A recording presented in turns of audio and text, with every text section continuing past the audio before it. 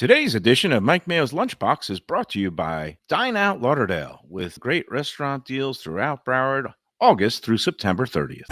Hold the Mayo. It's time for Mike Mayo's Lunchbox. Find out what's being served with Mike, Defo and Lubie, the only show that covers food, sports, and the proper maintenance of your car. And now, a man who had the distinction of having an entire health clinic named in his honor, Mike Mayo. I want the flim flam sauce with the awesome fave with shafafa on the side.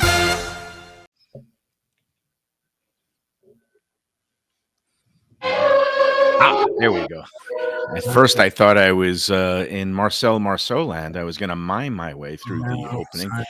Good afternoon, everybody. Welcome to a home show edition, a rare home show. And it's kind of fun to kind of be back in the homestead, and we get to cut loose and maybe tell stories and jokes and commentary that we wouldn't ordinarily do when we're trying to be on our best behavior at various restaurants and sponsors. There's no chance to tell stories when I was shoveling food in my face like yesterday.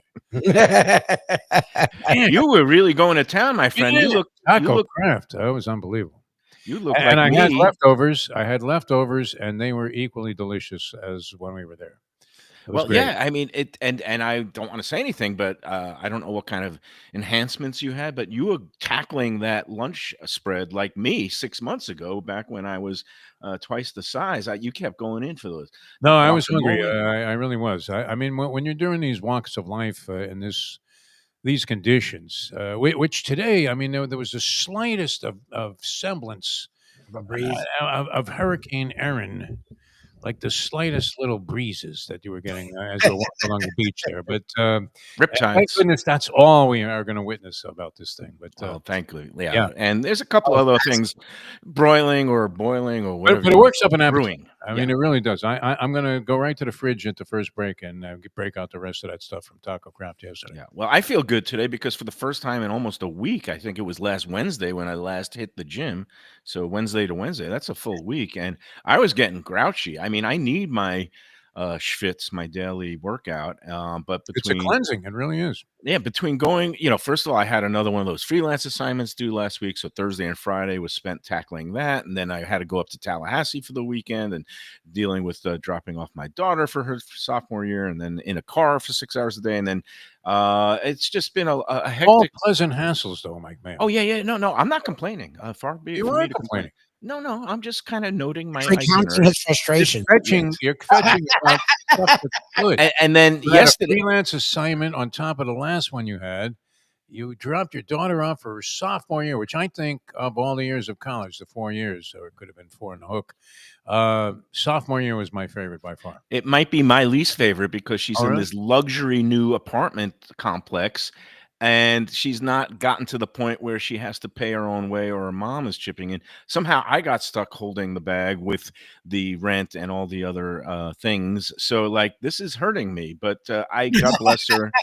God, you're so flush, Mayo. And she's going to be ridiculous. joining a sorority. It's rush week. They How have do to you go. feel about that? Were you a fraternity guy? I was not. So I started off. It was funny. I was at. I think Tuskegee. Lubie, I see Lubie being in a fraternity. No? Oh, wait. No, I you're an hate- independent guy. You're an I had independent. friends who were, I always had a lot of friends. I didn't need it for that purpose. I didn't And care My about wife, my wife was in the sororities, and she'd explain it to me differently, so I give her credit. There's a good way to network. I just never thought of it that way, and I didn't. I was always that and guy. I get it. this coincides with my complexity or just complete insanity. But I started off, anti-frat. I didn't rush or pledge any of the existing frats that existed at. I ain't Tufts. eating no Tough- goldfish. I don't care that this is Yeah. Let's Eat South Florida. Right. No And gold. I wasn't into the hazing, wasn't into the chugging booze or the eating the goldfish. So, but Tufts University had a bunch of established frats. Me and our friends that we got very, we were a close-knit group of guys, and we like to drink and party and hang out. We decided, what if we start our own frat and make it the anti-frat? No hazing, Oh, that's no. typical Mayo. What are you talking about? Yeah, This that's is right at good. your roots.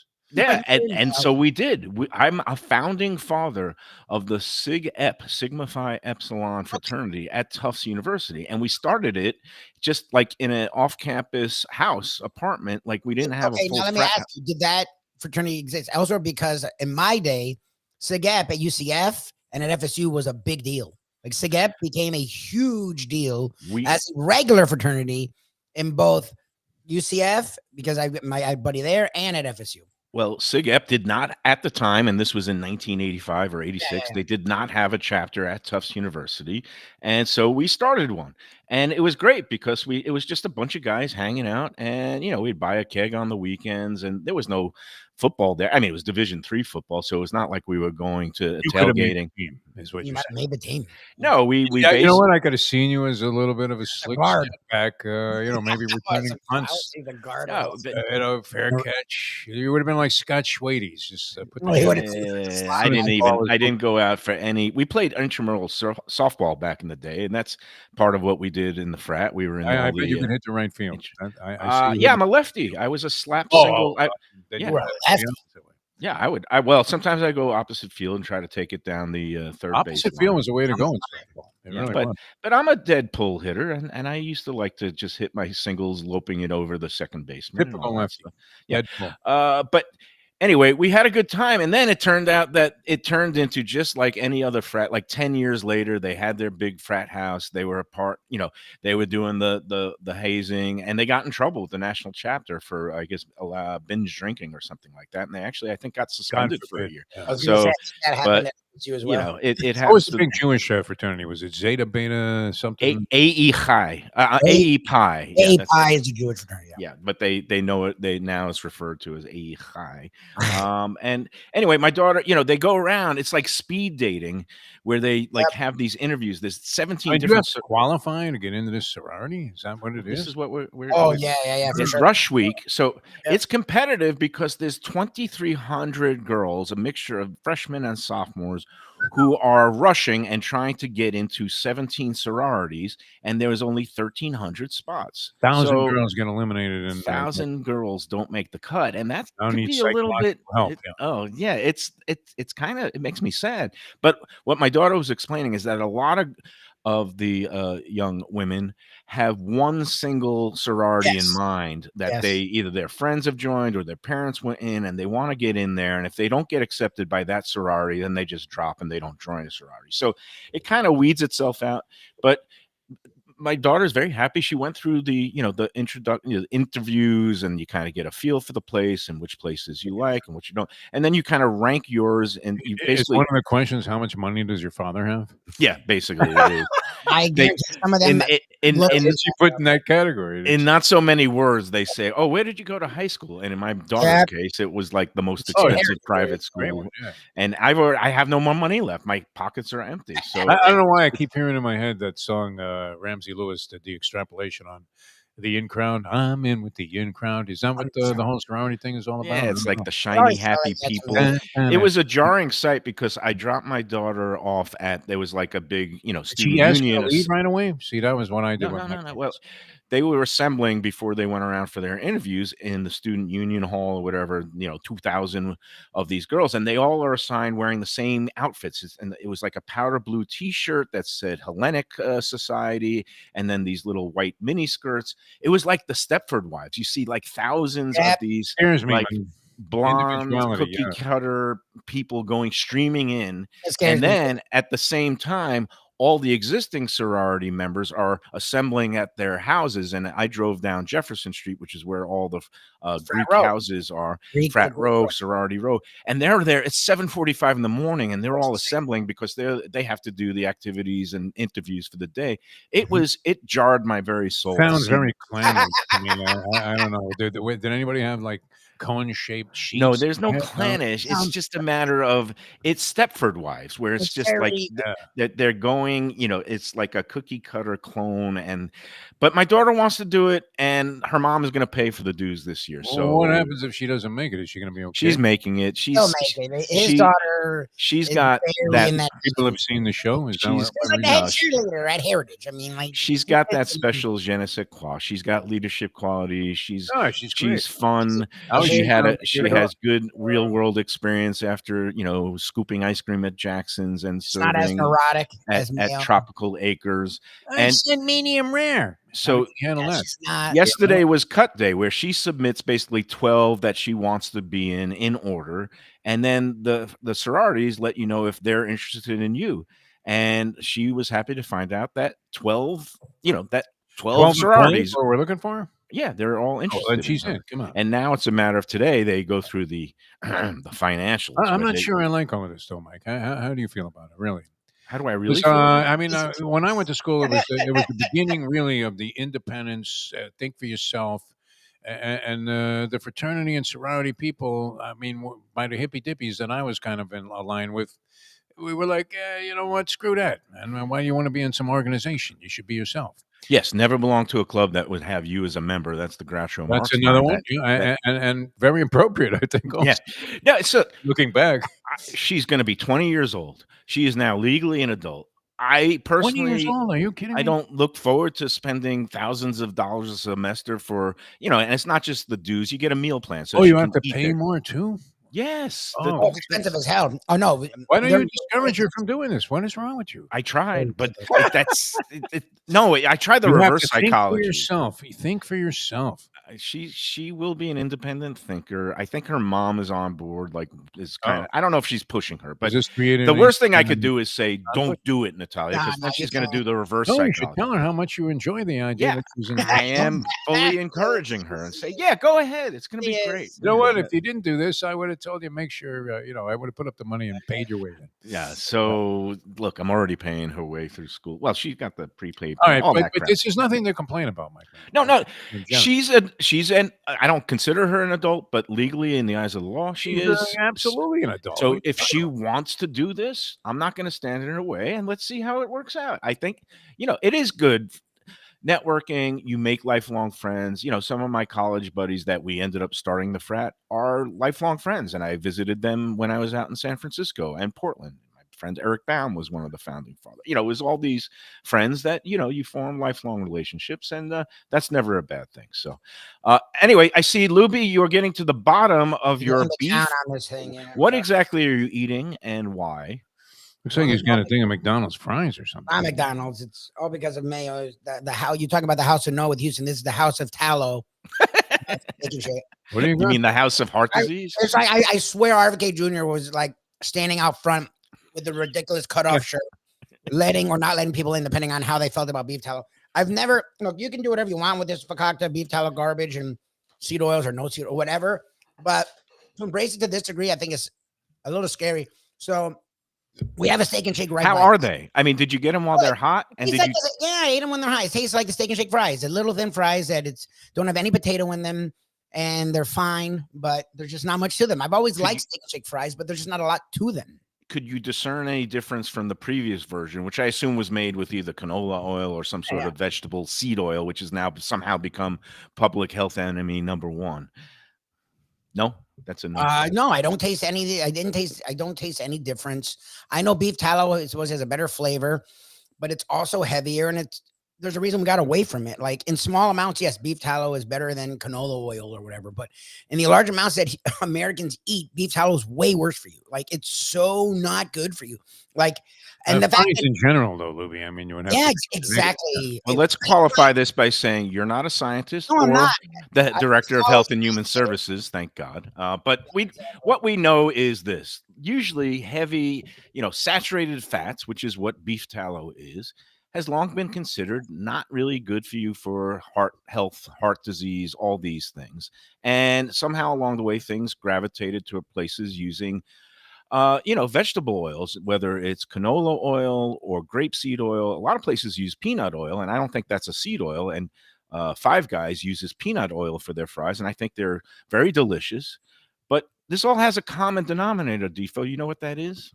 It's bad for you. Yeah, they're fries. They're French fries. You're taking potatoes and dunking them in a vat of oil to fry it. Still, it's great, man. I mean, there's nothing better than the Nathan's fries. I think they take number one on my list, thinking about all the different French fries I've eaten lifetime. But is it good for you? Of course not. What are you talking about? You know, How could and be all good these for you? Look, these they do a good job. I don't mind Steak and Shake. We just don't go a lot, and it's actually close. So I'm glad we don't go a lot because I get see myself going there often. Like whenever I do get Steak and Shake, I enjoy it. Their shakes are really good. The burgers are solid. The fries are good. They're just really thin, and it's hard for me to get into a fry that's that thin and little. The beef See, but, tallow, originally McDonald's fries, I have to say, ranked up there. I don't know if right. they're yeah, always as they're top good as three they to me. were. And the Are they original still as good as they were originally, or? Yeah. I mean, The I original know I used to eat, McDonald's. and I would not be a fan of the thin fry because I was born, bred on Coney Island type of French fries. The big fat crinkle cut Yeah. fries. But the You know, McDonald, which is the classic French, frites, the thin yeah. fries, originally in the 1970s, they were fried in beef tallow. And you then, know who does that great? The Even Keel Fish Shack. oh, They yeah, do a yeah. great Well, job they with have a that. hand cut Fries are fries. I really don't know nice. what they're Nice frying it in. job, yeah. I had a new one for you, though, Mayo Man, and I wanted to bring this up because it struck me this morning. It was the first thing I saw on the news when I woke up a couple of times early in the morning at like 4:30. And it goes on the list. Did Webster's come out with the new dictionary terminology yet? Because this goes on the list of the 2-word confirmations that you never want to hear. They always connotate very negative impact. I do, 7 out, market price, those kind of things. Radiation shrimp. How do you feel about that?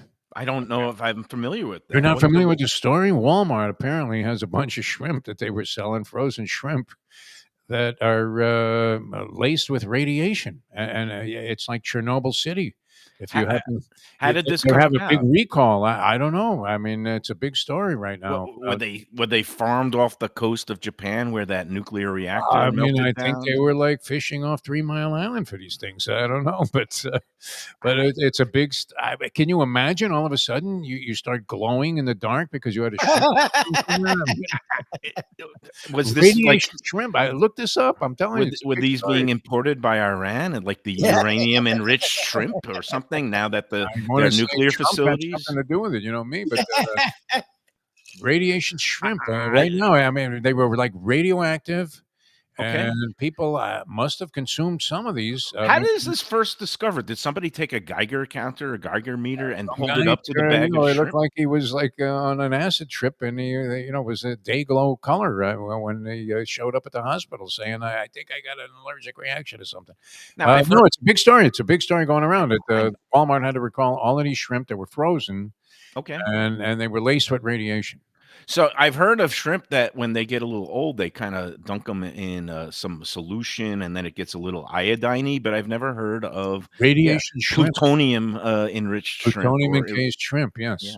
No, so I'm going to avoid that. But what I'm not avoiding today, because like besides being National Radio Day, and congrats to you for your lengthy career Hey, in no, I radio. mean, it's over. Oh, it is It again. is over. Radio again. It's National National Radio Radio Day. I saw And, people- it's one of those things like when they celebrate National Newspaper Columnist Day. I was like, yeah, been there, done that, but nobody's reading newspapers anymore. I Nobody's would say listening this, to. I mean, you enjoyed being in the newspaper business, and I did I too. I did. actually loved newspapers, and I loved being a sports writer, and I really enjoyed being a radio guy.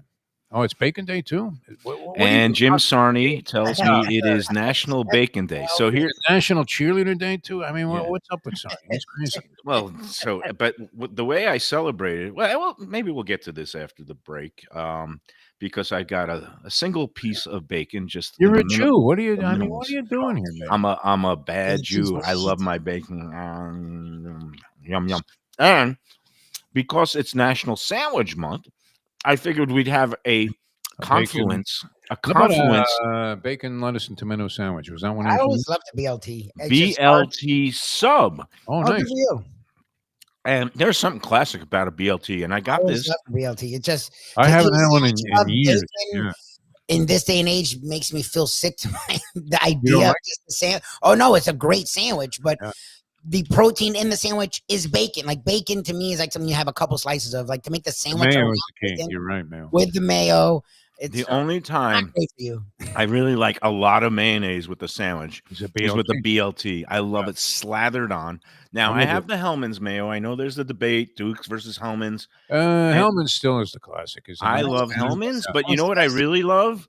And this is I've never thought of myself maybe being a pitch man for a product, but it would be the Oh, most Mike's natural Mayo. fit. Mike's Amazing Mayonnaise is a product that kind of developed Mike's Mayo. Wow. it's out of the New York area, and it's a sponsor of the New York Yankees and some of the ball clubs up there. There you go. And could you imagine a more natural fit? And I like the product.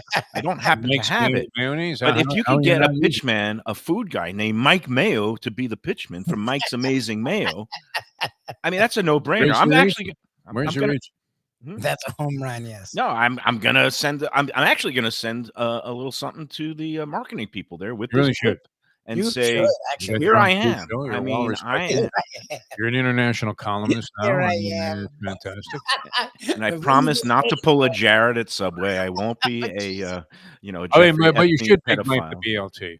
BLT. If you were going to do anything for your fans, big bite the BLT one Yeah, you time. can fight that probably. I'm not Just gonna a big bite it. throwback, and never mind the Ozempic and the No. desire to lose weight and all this other Not stuff. going to do it. Today is a healthy day, except This there's is a healthy BLT. day. You're eating a BLT. All right, let me just explain Mother where to I got me, this from Mother to because me. it was interesting. I It looks didn't go to great. I didn't go to Las Spadas, and this is kind of a smaller side. There were two halves. I ate one half of it as soon as I got home from the gym because it was hot and delicious, and it really was really nicely assembled. Again, you got the bacon, you got the lettuce, you got the tomato. It's a classic configuration. Yeah. That's what usually comes on a sandwich. Yeah. Yes. Well, she asked if I wanted anything else because it's one of those places The BLT. that has all the You know, fixings, and I was like, no, lettuce, yeah. tomato, Yeah. salt, BLT. pepper, How about some mayonnaise. pickles? No, No pickles. no. No. All right. It's Now, a where'd you place get called- this? Okay. It's called Primo, and I've lost my notes for today somewhere. Oh, here we go. Primo's Subs, and it's PREMO, Okay. not to be confused with Primo Hoagies, PRIMO. And I thought it was all part of the same thing. This one is just in downtown Fort Lauderdale on North Federal Highway. But there's a national chain called Primo's, PRIMO, that's based out of Philadelphia, and they have them all over the place. But this one is a standalone shop. It was started, I think, like 30 years ago by a lawyer by the name of Elliot Berkson. And at one point, they had, I think, like 3 or 4 locations around Broward, including Coral Springs. But now this is the last remaining Premo. I guess it's PREMO, Premos, you call it, instead of Primos. Not Primo Liquors and not Primo's Hoagies.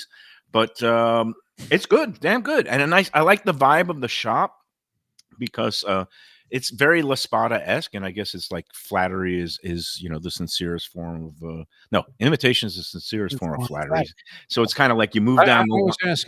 This is an interesting thing you brought up because I was asked last night to compare Seaside Subs to Las Spadas by a guy who's a fan of Las Spadas, but we were near Seaside Subs at the Tipperary pub last night. I'd And say he said that my explanation of the differential it's just good. left him completely, absolutely blind to and with no possible discrimination in terms of or discernibility in terms of which was like what was what, because they're not always comparable subs. No. I mean, and you've learned this with your VNS argument. Like there are different styles. And it's hard to compare. It really is. I mean, if you like what the people are doing, then what they're doing is good. You don't need to necessarily compare it to anybody else and say, "Well, this is better." That's what I found. So using my food critic language, I would describe the differences thusly, and I would also preface it by saying both of them are excellent. They are just and they're all good. Yeah, but they're different styles, and because people's taste is subjective based on where they grew up and what they like. The Las Spadas is a classic Pennsylvania style hoagie on a soft, squishy roll, and they put in a lot of the meats and all those toppings that you want, and then they throw that top layer of the kind of outer coating cocoon meat that kind of just hugs it and wraps it all up in a whole thing, and then you can get And great vegetables they use. They use great vegetables. That's a key. and Seaside Subs, Andrew up there, I would describe as kind of a classic, more of in the New York, Connecticut style of hero. Like it's kind of a crunchier, harder loaf of bread, an Italian bread. Some of them with the sesame seeds. It's different, but and it's good. different. Yeah. And he is excellent with his hot subs. He does a hot melted I was roast gonna say the beef hot sub. subs are great. His chicken vodka parm is excellent.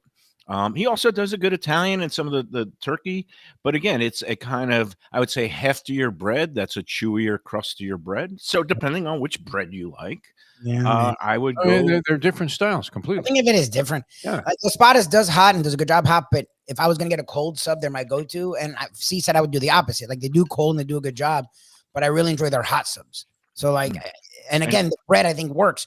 That's why I always fought you and agree with Defo. To me, the crusty bread works better with the hotter items, the meatballs and the chicken breasts, whatever, chicken cutlets. When you're doing the meats, again, when you do the crusty bread with the meat, it just flies everywhere. It's so hard to eat it. Like you need the softer bread for the cold subs. You want the flavors to blend together, but no, everybody has their own favorites. But I don't think any of them are bad. No, none of them bad. It's like pizza. I love all styles of pizza, except the one that Sarni recommended today, the dollar slice from what was it, the Pilot gas station or one of the racetrack. He's weird about racetrack. That's just freaking gross. Sarni, what happened to that you guy? lowbrow? Oh, he's crazy. He's just He's really lost his mind. I enjoy his things because I'm like, wow, he's so far gone. I mean, this guy needs a standing 8 count. He really does. No, I mean, some of them make me go, whew. It's hard to imagine that he does not have a medical marijuana card, because some of the stuff he comes up with, the only explanation would be massive amounts of gummies, and sometimes that's the only way I could. Like the way he talks about food and where he eats is like when I was the ages 18 to 23. Yeah, right. So he's gone on a time warp. It's like Twin Peaks. This other restaurant, Hooters, is always. Did all the Hooters close down? Because I was up in Tallahassee and one of them was shut. Are they in the midst of, like, I know they went Chapter 11 cutbacks, no doubt, bankruptcy. I don't know if all of them are gone. Champion is one of the great guys of all time. In terms of people that I got to know through sports, the guy that was one of the original owners of Hooters, Championeer, real good guy. But great concept. He lasted a long time. Sarni, can you explain? Are all the Hooters eventually going to shut down, or are they just doing some of them? Or because I saw the one in Tallahassee is gone. It was a very depressing sight seeing a completely darkened and shuttered Hooters. So felt deflated, kind of like it was a Hooters had a mastectomy or something like that. That's some bad joke there. All right, let's take a break. Get us in that break, man. Well, hold on. I just want to wrap up. Again, this particular style is like Laspada's. They call it a hoagie, and it's on. They get their bread from Cusano's, a local bakery. So either the white or wheat rolls. I got the white roll, it looks good. And the thing about like usually BLT, when I had it first, it came home, it was still hot. They wrapped it in foil, and I had a half of it right off the bat, and it was great when it was hot. And the surprising thing is, even though it's cooled off, it's still crunchy and it tastes good. Unlike every French fry in the world, that once it gets cold, there is no such thing as a good cold French fry. I don't believe that. I would disagree. Why? What's a good cold French fry? I've had plenty of them. I had a handful the other day. Yeah, they were great. I don't even know where they came from. It was like an innocuous to-go box that the wife had brought home. Lubie, did the fries that you got, the tallow fries, when they got to cooling off, are they still okay? They're fine. They're never as good. I mean, pizza and fries are my 2 least favorite things eating once they cool down. Right. Pizza, you can reheat it and it's not the same, but it's edible. Fries, one thing I will have learned, I will say, if you don't put them in the fridge, if you just pop them in the microwave right after you bring them home, you can bring them back a little, but they're never the same. Like you have to eat fries either on the way home there or right when you get home. Like you cannot, like my wife, Shirley will mess around before she eats sometimes. And I'm like, it's French fry. You can't mess around with French fries. I don't know. I ate them and they were fine, and I tried them there on purpose because I wanted to make sure I got them when they were hot, so that I could.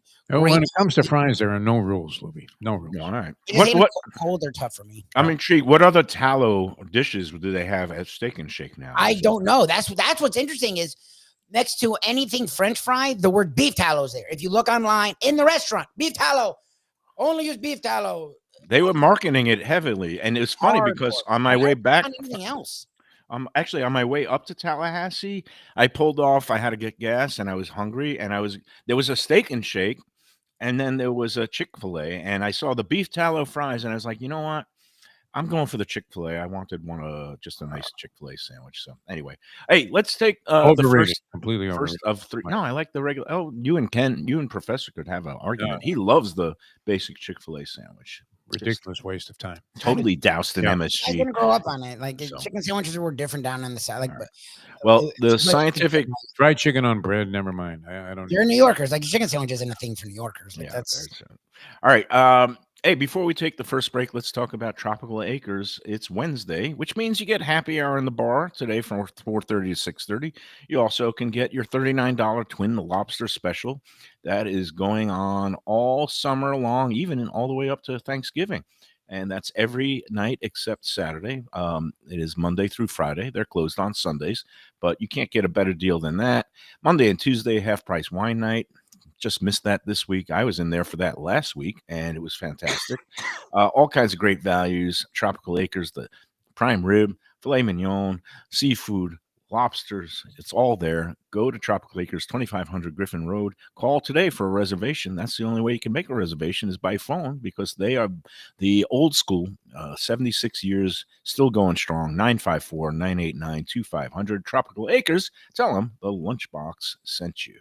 All right, let's take that first break, and then we'll come back and we'll talk Dineout Lauderdale. It is our weekly Dineout Lauderdale Pick of the Week segment, so we'll get you something to kind of feast on for and we've got a lot of different restaurants that we've been visiting that are taking part in Dineout, but we'll talk more about that after these words. Hey Lunchbox fans, is it time to sell your business? You've poured your heart and soul into your restaurant or business, and you want to see continue the legacy you have built. Transworld can help. Call me, Andy Cagnetta, at Transworld Business Advisors right now and see if it's time for you to retire and relax. Iconic brands like the Mai Kai, Mulligan's, Carlos and Pepe's, Mangoes, and many more turn to Transworld to help sell. Contact Transworld on Facebook or call 954-772-1122 or visit tworld.com. Again, that's 954-772-1122 or tworld.com. When I'm looking for some wicked good food for a wicked good lunch, there's only one place to go. That's Wicked Cheesesteaks in Fort Lauderdale. It's at 4824 North Federal Highway, just south of Commercial Boulevard and across from Holy Cross Hospital. My friend Brian there, he will hook you up with some really tasty treats. They've got cheesesteaks, just like the best you can find in Philly, along with lobster rolls, because that's where he's from, Maine originally. And they have wings and pizza and everything you want to have a really good time. Wicked Cheesesteaks. They're open every day but Tuesday. Check them out online, wickedcheesesteaks.com.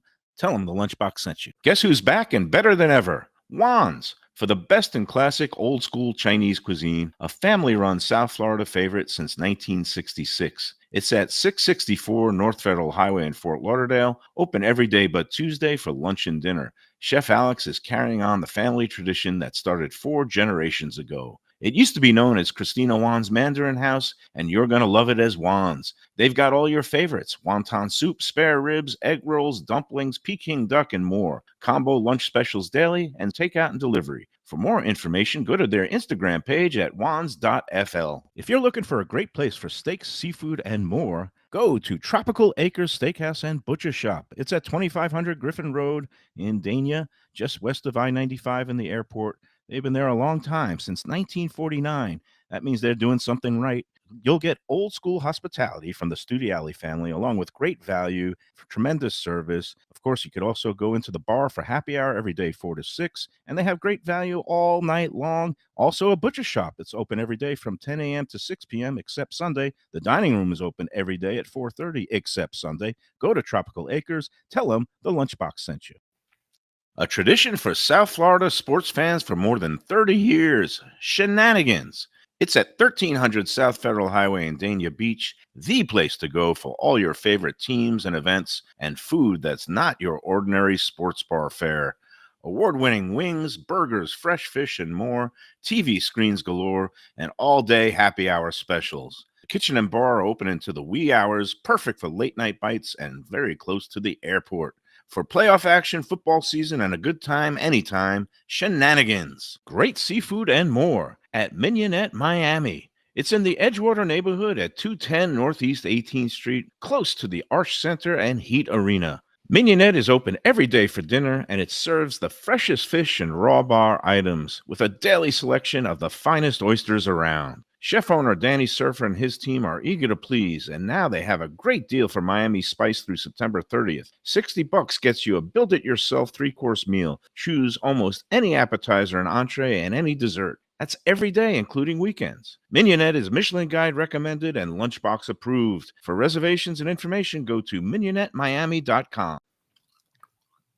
All right, we are back on the Lunchbox, and I just polished off that half of BLT from Premo's subs, and that was pretty good. I'm chewing on my piece of bacon. I also got an Italian cold cut, but I don't need that. I already had the full BLT. I'll save that for Val. But hey, let me ask you, because Don just said this and he keeps perpetuating this, and you were very clear the last time that Don brought this up. Doesn't Las Patas do their own meat? Like, don't they do high level? They don't do like highly processed, low. Like, don't they use a higher level of meat? Isn't that the thing, and why they charge so much? Because they give you a lot of high quality meat. Because Don is on this crusade saying they don't, and I gotta plead ignorance here. That's a question for Gail. I was under the impression that they roast their own roast beef because it comes out very kind of rare and beautiful. The turkey, I'm not sure. Hams and capricolas and salamis, they're all by definition process. They come in and they're heavily loaded with sodium. If you're on a low salt diet, I would not recommend an Italian cold cut combo sub. But look, to each his own. I think the way they assemble the subs and the roast beef I've had there, the roast beef turkey combination sub that I've had that at Las Patas has been excellent. And they're not a sponsor of the show. I mean, look, we have a relationship with them because we like their product. But if it is, that's fine. I mean, people use processed meats. I'm just curious if that's true. Next time we see her or she pops on, I want to ask her, because I want them to be reported as what they are. I mean, some of the meats at any place, like even all these delis that are steaming off the pastrami and slicing it fresh, but they're coming out of a plastic bag. And the Carnegie Deli brand is made out of a place out of upstate New York, and they ship them down in the cryovac bags, and then you open it up and you steam it off and you slice it. And that's the way of the world now for most sandwich shops and delis. There are very few that actually brine it in-house start to finish. It's a very labor-intensive and time-consuming process, like our friends at Beauregard's butcher shop up in Boca Raton. He does everything start to finish, and as a result, you gotta pay for it. So look, find whatever makes you happy and eat it. That is my philosophy, and I like to eat everything. So now I wanted to get into the Dine Out Pick of the Week, because, as you know, we are big proponents of these summertime value dining options, whether it's down in Miami with Miami Spice, and our friend Danny Surfer has great deals going at his two restaurants, Blue Collar and Mignonette, where you get to choose any app, any entree, and any dessert for $45. And up in the Broward, Greater Fort Lauderdale area, Dineout Lauderdale is ongoing now through September 30th. Over 140 restaurants are taking part. And every week we've been kind of going around and selecting some and having our pick of the week. And to get the full listing, you can go online to dineoutlauderdale.com or visit lauderdale.com/dineout. And let's revisit where we've been so far and what our picks have been. We visited, and definitely a pick of the week was Ukiah Japanese Smokehouse. They have a chef's tasting menu that's not just 3 or 4 courses. They send out like 9 or 10 dishes, including that great coconut cake. That Ukiah is down on the New River. It's been only open like 3 months, since May. Chef Michael Lewis, not the author of Moneyball Professor, but a renowned chef, does a great job down there. So Ukiah was number one. Last week, we went in with Andy Cagnetta, and unfortunately, we missed it, Defo, because you were in Vegas, but one of your favorite spots, Cafe Max in Pompano Beach. Love that place. They were asking about you, and I was like, yeah, it's very unfortunate that you were in Vegas. Go-to place for many, many things for many, many years, and always spot on. And their dine out menu, some places give you a choice of three things, and it's like the salmon or the chicken and blah blah. And no, you go into Cafe Max, and for your three-course dinner, you get the run of the lot. There's like over a dozen appetizers, over a dozen entrees from their regular menu, regular size portions that you could pick, along with their great dessert menu, including that very creative creme brulee that we had on the show last week. So those are some of them. But here's this week's pick of the week. And next week we got a treat in store because we're going to our friends Roberto and Christy at Union Kitchen and Bar, and that's going to be next week's pick. And tomorrow we're going to be at Daniel's of Florida Steakhouse, and they have a dine out deal going on, including a luxury one that has Wagyu beef. But we'll talk about that more tomorrow with the proprietor, Tom Angelo, and Chef Danny Gannam. All right, let's get to it. This week's pick of the week. It's an oldie and a goodie. It is called Bistro Mezzaluna. It's on 17th Street in Fort Lauderdale. And did you used to go there? It's moved. It used to be right on 17th Street. Now it's off on a side street there, also close to the port and close to the convention center. Did you ever go there, Defo? Bistro Mezzaluna? Classic place, yeah. Yeah. Always well respected.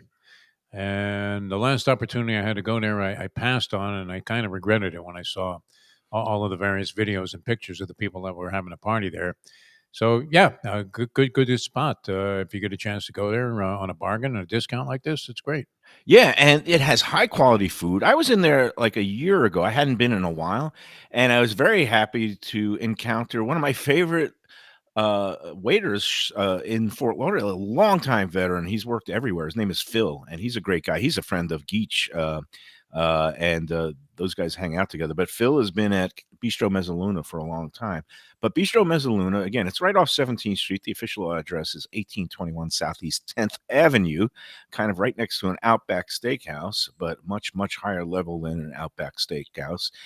And it's basically offering two options, either a $45 or a $60 per person menu. And the good part is it's available Sunday through Friday. So even on a Friday night, you could go in there and request the Dineout Lauderdale menu.